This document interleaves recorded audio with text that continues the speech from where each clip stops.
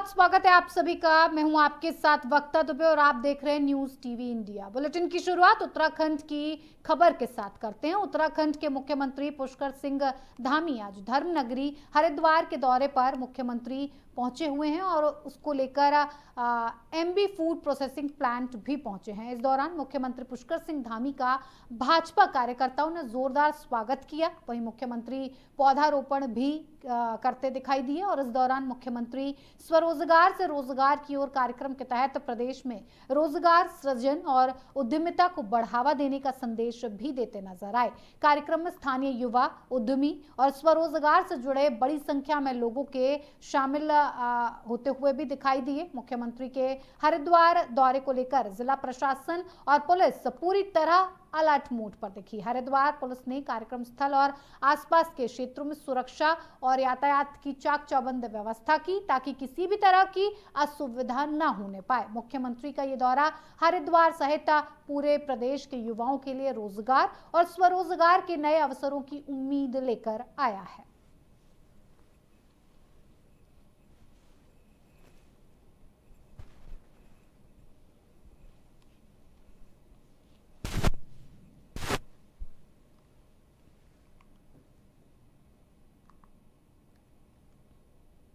इधर उत्तराखंड के मुख्यमंत्री पुष्कर सिंह धामी ने देहरादून के परेड ग्राउंड में 10वें अंतर विभागीय बैडमिंटन प्रतियोगिता 2025 का उद्घाटन किया। उन्होंने ये कहा कि ये प्रतियोगिता राज्य में खेल प्रतिभाओं को प्रोत्साहित करने में महत्वपूर्ण भूमिका निभाएगी। मुख्यमंत्री ने ये बताया कि सरकार खेलों को बढ़ावा देने के लिए लेगेसी प्लान बना रही है और 8 शहरों में 23 अकादमियों का निर्माण किया जाएगा। मुख्यमंत्री धामी ने कहा कि ये सराहनीय प्रयास है कि पिछले 10 साल से इस प्रतियोगिता का आयोजन किया जा रहा है। सभी विभागों की टीमों द्वारा इसमें प्रतिभाग किया जाता है जो राज्य के अंदर खेल प्रतिभाओं को प्रोत्साहन व आगे आने का अवसर प्रदान करेगा। आज देवभूमि उत्तराखंड खेल भूमि के रूप में भी आगे बढ़ रही है। आने वाले समय में और भी अच्छी तरह से प्रदेश की खेलों के प्रति भूमिका रहेगी। मुख्यमंत्री धामी ने यह भी कहा कि इस बार प्रदेश के खिलाड़ियों द्वारा 103 पदक जीतकर शानदार प्रदर्शन किया है। वहीं सरकार द्वारा लेगेसी प्लान खेलों को लेकर बनाया जा रहा है। साथ ही शीघ्र ही प्रदेश के 8 शहरों में 23 अकादमियों का निर्माण भी होने जा रहा है जिससे हजारों खिलाड़ियों को अच्छा प्रशिक्षण भी मिलेगा।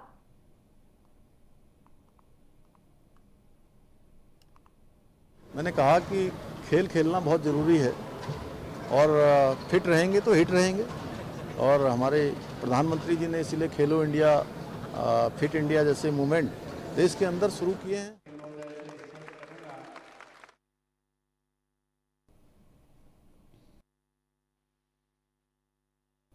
मुख्यमंत्री पुष्कर सिंह धामी ने हरिद्वार पहुंचते ही राज्य की औद्योगिक और कृषि आधारित अर्थव्यवस्था को नई गति देने का स्पष्ट संदेश दिया। सीएम धामी ने सबसे पहले बुग्गावाला क्षेत्र में एमबी फूड प्रोसेसिंग प्लांट का विधिवत उद्घाटन किया और उसके बाद वो मशरूम प्रोसेसिंग प्लांट पहुंचे जहां रिबन काटकर दूसरे प्लांट का भी उन्होंने शुभारंभ कर दिया।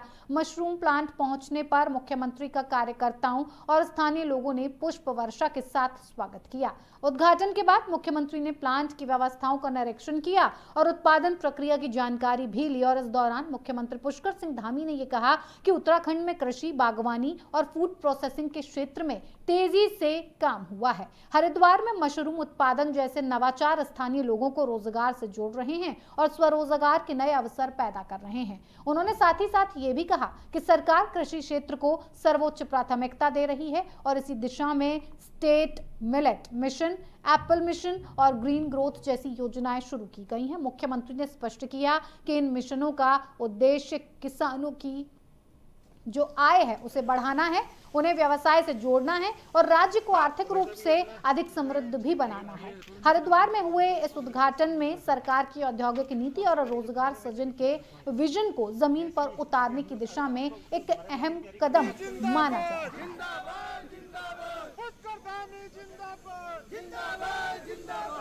आज राज्य के अंदर कृषि और हॉर्टिकल्चर में, उद्यान के क्षेत्र में, बागवानी के क्षेत्र में बहुत शानदार काम हो रहा है। नवाचार के क्षेत्र में यहाँ भी मशरूम के उत्पादन में, अन्य अचारों के निर्माण में यहाँ के स्थानीय लोगों को साथ में लेकर इन नवाचार को और रोजगार को आगे बढ़ाया जा रहा है।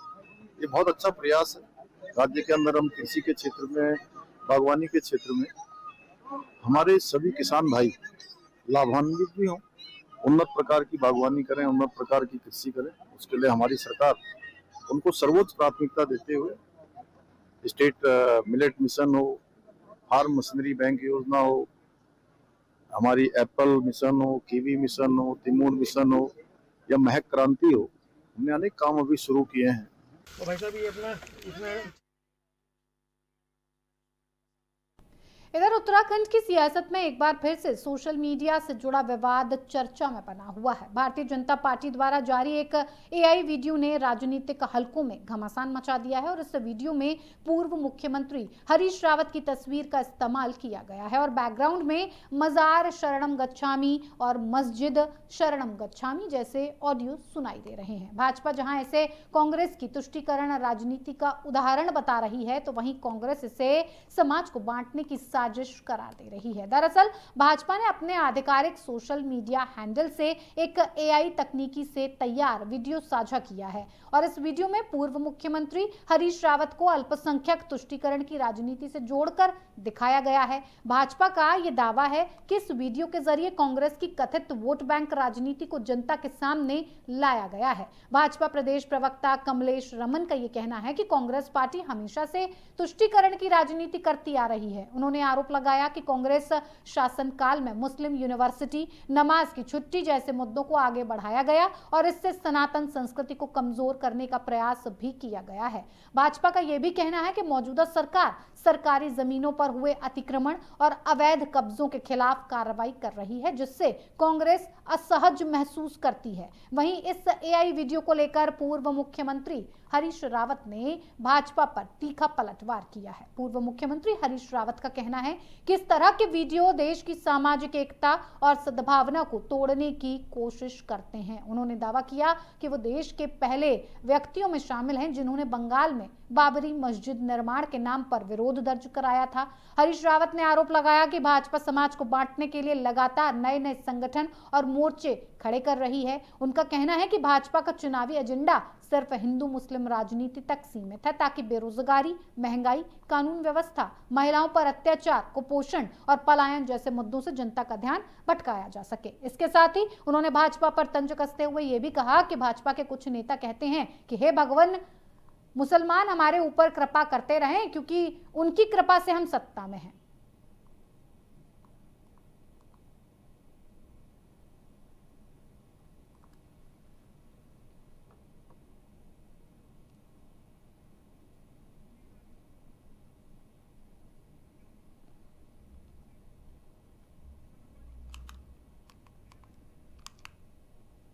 तो सोशल मीडिया से जुड़ा ये विवाद काफी चर्चाओं का विषय बना हुआ है। आपको बता दें कि जिस तरह से भाजपा के ट्विटर हैंडल पर एक एआई से बना वीडियो साझा किया गया है, उसके बाद कांग्रेस में फिलहाल खलबली देखने को मिल रही है क्योंकि वो इस तरह का वीडियो सामने आया है जिससे कांग्रेस की तुष्टीकरण की राजनीति साफ तौर पर बताया जा रहा है। अब इसको लेकर लगातार दोनों तरफ से वाद विवाद भी दिखाई दे रहा है। अब ऐसे में कांग्रेस पार्टी का कहना है कि तुष्टीकरण की राजनीति की जा रही है, लेकिन भाजपा लगातार इस बात का विरोध करके ये बताने की कोशिश कर रही है कि जनता के सामने तुष्टीकरण की राजनीति लानी होगी।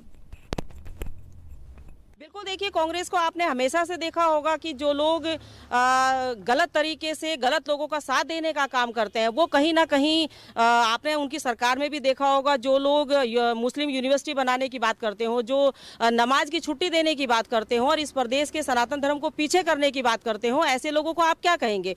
तो मुझे लगता है कि वो लोग जो हमारी सरकारी संपत्तियों को कब्जाने का काम करते हैं मजार के नाम पर, जिहाद के नाम पर, थूक जिहाद के नाम पर, तो ऐसे लोगों का साथ मुझे लगता है कि वो विपक्ष देने का काम कर रहा है। और कांग्रेस पार्टी ने तो सदा उन्हीं का साथ दिया, अपने वोट बैंक की राजनीति करने के लिए उन लोगों को जो है गुमराह भी किया मुझे लगता है। और आज मुझे लगता है कि पूरा प्रदेश ये जान रहा है और देख भी रहा है कि पुष्कर सिंह धामी जी की सरकार जिस तरीके से अपने सरकारी संपत्तियों को ले रही है और कब्जे हटा रही है, अतिक्रमण हटा रही है, तो कहीं ना कहीं उनको बेचैनी है, कहीं ना कहीं विपक्ष को बेचैनी हो रही, उनको परेशानी हो रही है इन सारी चीजों से। तो इसलिए सनातन धर्म की जो रक्षा करने का जो कार्य है मुझे लगता है कि वो निरंतर लगातार जारी रहेगा। मैं देश के अंदर पहला राजनीतिक व्यक्ति हूँ जिसने बाबर के नाम पर बंगाल के अंदर बाबरी मस्जिद बनाने का विरोध किया है। कहा है कि ये देश के सामाजिक सद्भाव को तोड़ने की कुचेष्टा है, और मैं उस कुचेष्टा में भाजपा का हाथ देख रहा हूँ। और भाजपा ने कई विंग खड़े कर रखे हैं। मुझे लगता है कि ओबीसी जी की विंग अकेले काफ़ी नहीं है, बहुत सारी विंगें खरीद कर रखी हैं। अब तो उत्तराखंड में भी हम देख रहे हैं कुछ विंग जो है अल्पसंख्यकों की खड़ी की है, जो अल्पसंख्यकों के वोट काटे, और भाजपा उनका पृष्ठपोषण कर रही है, उनको पैसा देने का काम कर रही है। तो देश के अंदर सामाजिक सौहार्द को बांटने के लिए भाजपा हर संभव कोशिश कर रही है।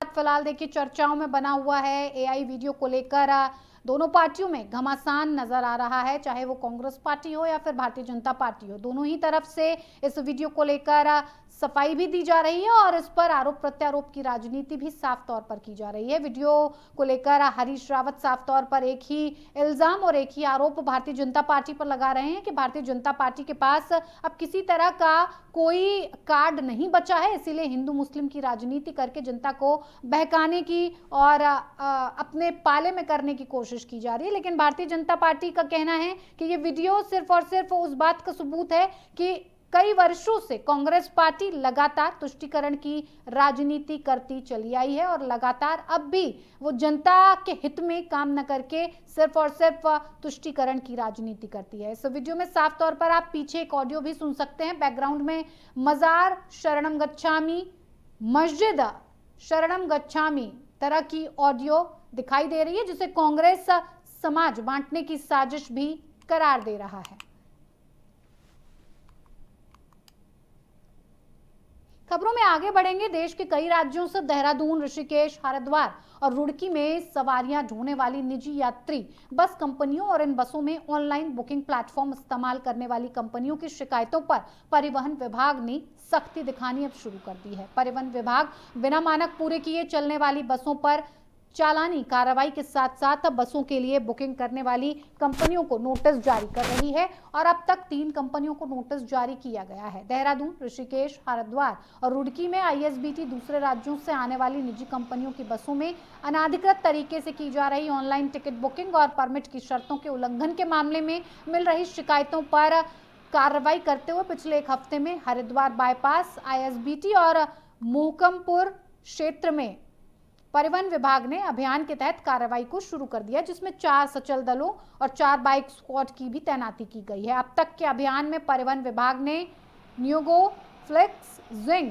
योलो बस, लीव बाय बस जैसी बस सर्विस की बुकिंग के लिए इस्तेमाल किए जा रहे इन ऑनलाइन टिकट एप्लीकेशंस पर कार्रवाई करते हुए नोटिस भी जारी किया है, जबकि संचालित हो रही बसों का भी चालान काटा गया है। देहरादून और हरिद्वार से दिल्ली या अन्य राज्यों में जाने वाली निजी बस कंपनियों के लिए मिलने वाली ऑनलाइन टिकट के लिए जिस राज्य में बसों का संचालन होता है, वहां के स्थानीय परिवहन विभाग से कंपनी को एग्रीगेटर लाइसेंस बनवाना होता है, जिसके बाद ही टिकटों की ऑनलाइन बुकिंग की जा सकती है। लेकिन उत्तराखंड में कई कंपनियां ऐसी हैं जो बिना एग्रीगेटर लाइसेंस के गलत तरीके से बसों की ऑनलाइन बुकिंग टिकट उपलब्ध कराती हैं, जो मोटरयान अधिनियम 1988 की धारा 93 सबपठित धारा 193 का उल्लंघन है और जिसके चलते परिवहन विभाग ने रेड बस, पेटीएम और अभी बस को नोटिस जारी करते हुए उन्हें जवाब के लिए 10 दिन का समय दिया है, जबकि बस संचालक पर चालानी कार्रवाई की गई है और अब तक 170 से ज्यादा बसों के चालान भी काटे जा चुके हैं।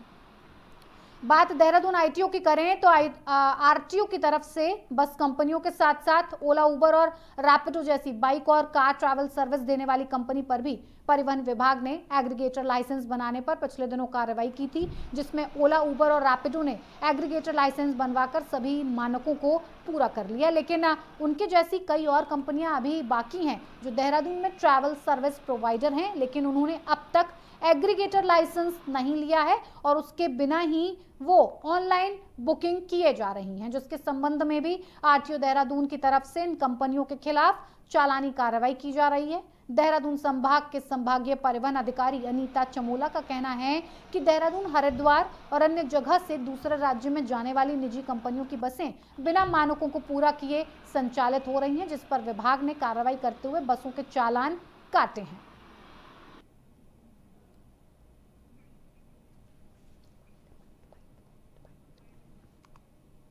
देखिए, कोई भी अगर सर्विस प्रोवाइडर है वो ऑनलाइन प्लेटफॉर्म के माध्यम से अगर कस्टमर्स को ट्रांसपोर्ट की सुविधा उपलब्ध कराता है, चाहे वो 2 व्हीलर के माध्यम से हो, चाहे 3 व्हीलर के माध्यम से हो, चाहे 4 व्हीलर के माध्यम से हो, तो उनको उत्तराखंड राज्य का एग्रीगेटर लाइसेंस प्राप्त करना अनिवार्य है।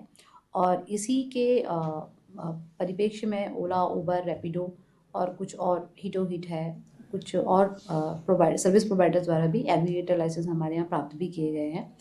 और अभी कुछ दिनों से ये शिकायतें आ रही हैं कि जो ये एग्रीगेटर लाइसेंस होल्डर्स हैं, चाहे उसमें ओला है, उबर है या रैपिडो है, इनके द्वारा जो norms and terms and conditions का अनुपालन किया जाना चाहिए वो ये नहीं कर रहे हैं।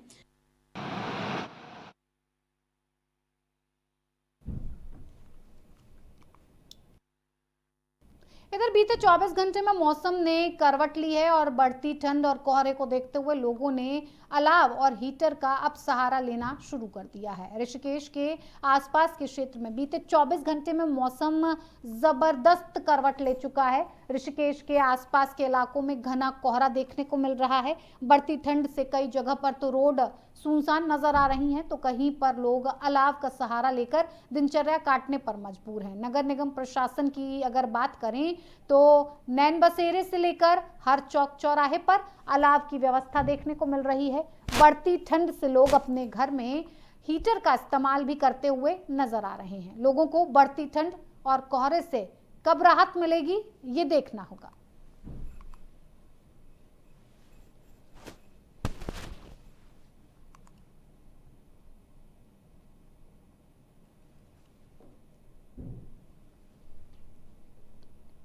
उत्तराखंड की डेमोग्राफी और अतिक्रमण करने वालों को लेकर मुख्यमंत्री पुष्कर सिंह धामी ने एक बार फिर काफी सख्त रुख अपना लिया है। मुख्यमंत्री ने स्पष्ट शब्दों में ये कह दिया है कि देवभूमि की संस्कृति और मूल स्वरूप से किसी भी तरह का कोई समझौता नहीं किया जाएगा। मुख्यमंत्री पुष्कर सिंह धामी ने यह भी कहा कि देवभूमि की डेमोग्राफी और संस्कृति को नुकसान पहुंचाने की किसी की भी जो कोशिशें हैं उन्हें बर्दाश्त नहीं करेंगे। उन्होंने ये भी कहा कि देवभूमि को लेकर पूरे देश और दुनिया में एक भाव है कि यहाँ का देवत्व बना रहे और इसका मूल अस्तित्व सुरक्षित रहे।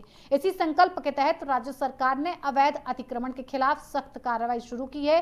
सीएम धामी ने अतिक्रमणकारियों को चेतावनी देते हुए कहा है कि जिन लोगों का यहाँ पहले कोई अस्तित्व नहीं था और जिन्होंने अवैध रूप से जमीन पर कब्जा किया है वो स्वयं अतिक्रमण हटा लें, अन्यथा प्रशासन द्वारा कानूनी प्रक्रिया के तहत अतिक्रमण हटाने का अभियान लगातार जारी रहेगा। अभी तक 10,000 एकड़ से अधिक भूमि अतिक्रमण से मुक्त कराई जा चुकी है और यह अभियान आगे भी और इसी तेजी के साथ चलता रहेगा। ये देखिए, देवभूमि की डेमोग्राफी, देवभूमि का सांस्कृतिक चीज़ें किसी भी कीमत पर यहाँ का देवत्व उसका नुकसान नहीं होना चाहिए, यह हमारा संकल्प है। और पूरे देश दुनिया के लोगों का भी ऐसा विचार देवभूमि के बारे में है, ऐसा भाव है कि देवभूमि का देवत्व बना रहना चाहिए, यहाँ का मूल अस्तित्व समाप्त नहीं होना चाहिए। उसको लेकर हमने कानूनी रूप से सभी जो भी इस प्रकार का अतिक्रमण करने वाले हैं, जिनका यहाँ पर पहले कोई नामो निशान नहीं था, कोई अस्तित्व नहीं था, जिन्होंने अतिक्रमण किया है वो अतिक्रमण स्वयं हटा लें, अन्यथा जो व्यवस्था है उसकी व्यवस्था के तहत अतिक्रमण हटाने का अभियान चल रहा है। और अभी तक 10,000 एकड़ से अधिक ज़मीनें अतिक्रमण से मुक्त कराई गई हैं। आगे ये अभियान हमारा और तेज़ी से चलने वाला है। इधर पहाड़ों की रानी मसूरी में पटरी व्यापारियों को लेकर विवाद उठा है और अब सियासी संग्राम में बदलता ये नजर आ रहा है। नगर पालिका द्वारा 20 दिसंबर से माल रोड पर पटरी व्यापार को पूरी तरह प्रतिबंधित किए जाने के बाद हालात लगातार तनावपूर्ण बने हुए हैं। एक ओर जहां प्रशासन अपने फैसले पर अडिग है, तो वहीं पटरी व्यापारी माल रोड से हटने को बिल्कुल तैयार नहीं है। इसी बीच कांग्रेस ने खुलकर पटरी व्यापारियों का समर्थन कर सरकार और नगर पालिका प्रशासन के खिलाफ मोर्चा खोल दिया है। पूर्व मुख्यमंत्री हरीश रावत मसूरी पहुंचे और पर्यटक स्थल पर पटरी व्यापारियों के बीच बैठकर उनका समर्थन किया। उन्होंने कहा कि जब तक सभी पटरी व्यापारियों को वैकल्पिक और व्यवस्थित व्यवस्था नहीं दी जाती, तब तक उन्हें हटाना अन्यायपूर्ण है। उन्होंने साफ शब्दों में ये चेतावनी भी दी कि यदि नगर पालिका प्रशासन ने बिना पुनर्वास के जबरन पटरी व्यापारियों को हटाया तो कांग्रेस उग्र आंदोलन करेगी। हरीश रावत ने कहा कि पटरी व्यापारी मसूरी की अर्थव्यवस्था का अहम हिस्सा है। ये लोग वर्षों से यहाँ रोजी रोटी कमाकर अपने परिवार का पालन पोषण कर रहे हैं और भाजपा सरकार गरीबों के हितों से लगातार खिलवाड़ कर रही है, जिसे कांग्रेस बर्दाश्त नहीं करेगी। उन्होंने ऐलान किया कि यदि प्रशासन ने बलपूर्वक कार्रवाई की तो कांग्रेस भूख हड़ताल, जेल भरो आंदोलन और सड़क पर उतरकर विरोध प्रदर्शन करेगी। उन्होंने ये भी कहा कि कांग्रेस का हर कार्यकर्ता पटरी व्यापारियों के साथ खड़ा है और जरूरत पड़ी तो आंदोलन को पूरे प्रदेश में फैलाया जाएगा। पूर्व मुख्यमंत्री ने कैबिनेट मंत्री गणेश जोशी पर भी तीखा हमला बोला। उन्होंने कहा कि रक्षाबंधन के समय मसूरी की बहनों से राखी बंधवाकर उनके हितों की रक्षा का वादा करने वाले मंत्री आज कहां हैं? आज जब गरीब पटरी व्यापारी संकट में है, तब उनकी सुध क्यों नहीं ली जा रही है? हरीश रावत ने साथ ही साथ ये भी कहा कि गणेश जोशी को गरीब पटरी व्यापारियों के मुद्दे पर जवाब देना होगा और आने वाले समय में जनता उन्हें इसका जवाब देगी। इधर पटरी व्यापारियों का ये कहना है कि नगर पालिका का फैसला उनके लिए रोजी रोटी का संकट खड़ा कर रहा है। व्यापारियों का आरोप है कि बिना किसी ठोस वैकल्पिक व्यवस्था के उन्हें हटाने की तैयारी की जा रही है, जिससे सैकड़ों परिवार प्रभावित होंगे। मामले के राजनीतिक रंग लाने के बाद मसूरी में माहौल और गर्मा चुका है। अब सभी की निगाहें नगर पालिका प्रशासन और राज्य सरकार के अगले कदम पर टिकी हैं। यदि समाधान नहीं निकला तो आने वाले दिनों में मसूरी की सड़कों पर बड़ा आंदोलन देखने को मिल सकता है। हमारा नाम नहीं आएगा तो हम जाम लगाएंगे, धरना करेंगे, ठीक है सर। जब तक हमारी व्यवस्था नहीं हुई तब तक हम कैसे चुपचाप बैठे?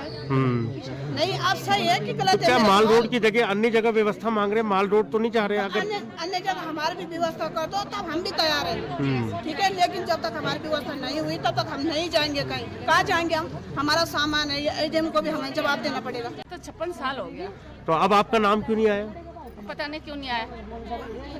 गड़बड़ करने वाला तो यहीं पे ना, हाँ। हेरी करने वाला। मेरा आना चाहिए था, मेरा उम्र भी गया। जो आजकल आ रहा है वो लोग पहले तो यहाँ कैसे था, सर्दी में सुनसान हुआ करता, तभी मैं बच्चों के साथ बैठते थे सड़क करके, मेरा उम्र भी गया।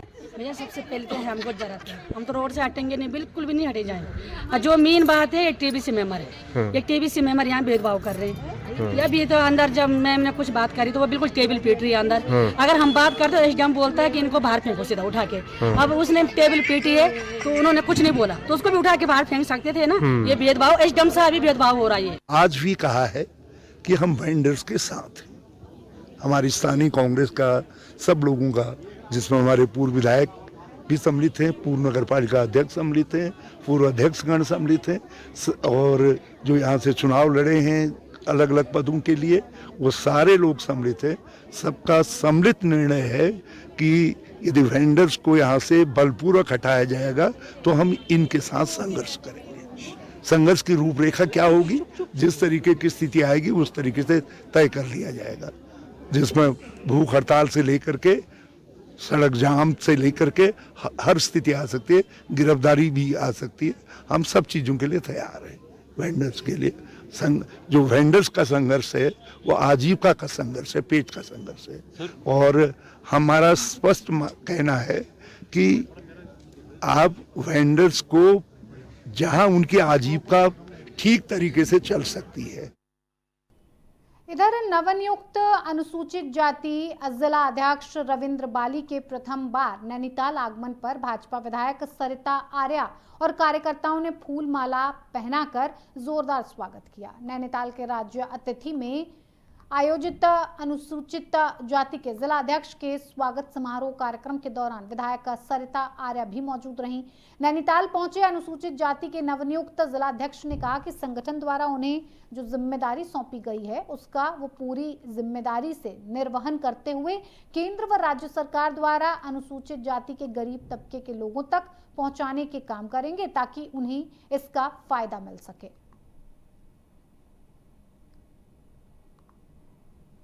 आपका जो आपने मुझे धन्यवाद बधाई दी। मैं सिर्फ आज से नहीं, मैं लगभग 5 साल से, इससे पहले भी एससी मोर्चे का जिले का अध्यक्ष रहा हूँ, तो मुझे सब पता है कि यहाँ पे कितने मंडल हैं, क्या स्थितियाँ हैं, कहाँ पे काम करना है, कहाँ पे नहीं करना है और क्या स्थिति हमारी एससी कैटेगरी के वोटों में है। तो हमारा सबका, चाहे वो प्रकोष्ठ का व्यक्ति हो, चाहे वो भाजपा का व्यक्ति हो, चाहे वो मोर्चों का व्यक्ति हो, चाहे वो हमारे बड़े शीर्ष नेतृत्व हो, सबका एक ही नेतृत्व, सबका सिर्फ एक ही जो है लक्ष्य है वो भारतीय जनता पार्टी की सरकार बनाना है। जिम्मेदारी जो मिली है मुझे, तो मैं गांव-गांव, शहर-शहर, अंतिम छोर जो व्यक्ति हमारे ऐसे समाज से हैं, जो गरीब हैं, जिन्हें जरूरत है हम जैसे लोगों की, संगठन की जैसे जरूरत है, सरकार की जैसे जरूरत है, जिसके काम नहीं हो पा रहे हैं, जिसके पास तक योजनाएं नहीं जा पा रही हैं, उसको योजना पहुंचाना मेरा कर्तव्य है।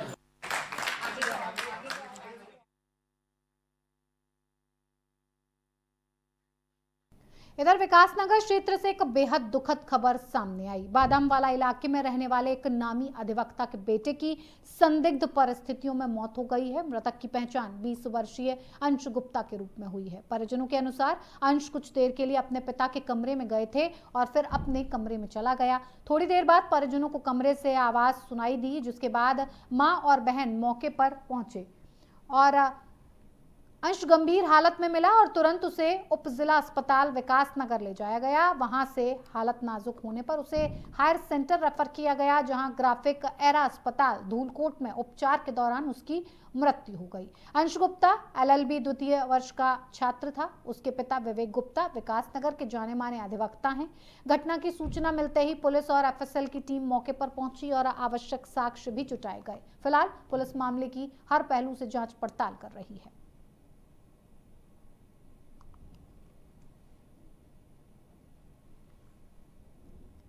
इधर उत्तराखंड में शीतकालीन पर्यटन को बढ़ावा देने के लिए नैनीताल में 22 से 25 दिसंबर 2025 तक विंटर कार्निवाल आयोजित किया जाएगा। ये पहला मौका है जब 2018 के बाद ये कार्निवल इतने व्यापक और रंगारंग स्वरूप में आयोजित हो रहा है।